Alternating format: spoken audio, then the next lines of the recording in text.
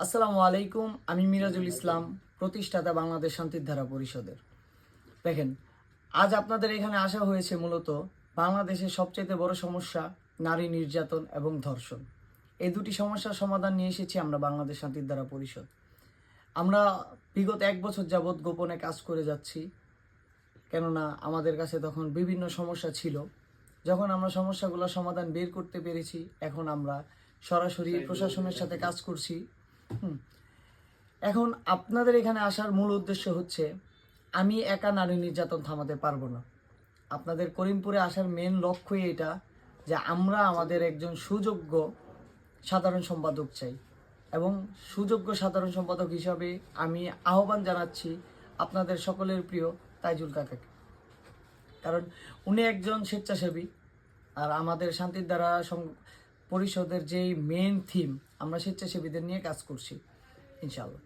দেখেন, ধর্ষণ, নারী নির্যাতন, এই সমস্যাগুলোর সমাধান বের করা এত সহজ না, তবে এতটা কঠিনও না। আমরা যখন সকলে একত্রিতভাবে কাজ করে যাব, ইনশাআল্লাহ নারী নির্যাতন আমরা থামাতে পারবো।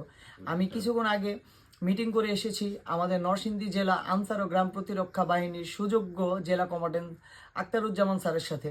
উনি আমাকে বলেছেন যে আমাদের যত রকমের সমস্যা থাকে উনি সমাধান দিবেন, আমাদের যত রকম সাহায্য প্রয়োজন উনি আমাদের দিবেন। আমরা ইনশাআল্লাহ অতি শীঘ্রই নরসিংদী জেলার 6টি উপজেলা নিয়ে একটি বড় কমিটি গঠন করব। প্রতিটি উপজেলার একটি কমিটি থাকবে, আমাদের কেন্দ্রীয় কমিটি তো গঠন হচ্ছে ইনশাআল্লাহ অতি শীঘ্রই।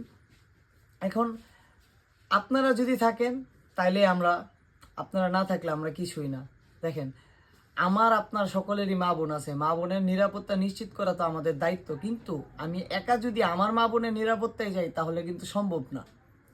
যখন আপনি আরেকজনের মা বোনের নিরাপত্তা নিশ্চিত করবেন, আপনার মা বোনের নিশ্চিত করে দেবেন এক উপর আল্লাহ ইনশাআল্লাহ। তো আমি আপনাদের সকলকে আহ্বান জানাচ্ছি বাংলাদেশ শান্তির ধারার সাথে যোগ হন, বাংলাদেশ শান্তির ধারার নিয়ম মাফিক চলুন। আমরা প্রশাসনকে সাহায্য করব, প্রশাসন আমাদের সাহায্য করবে ইনশাআল্লাহ।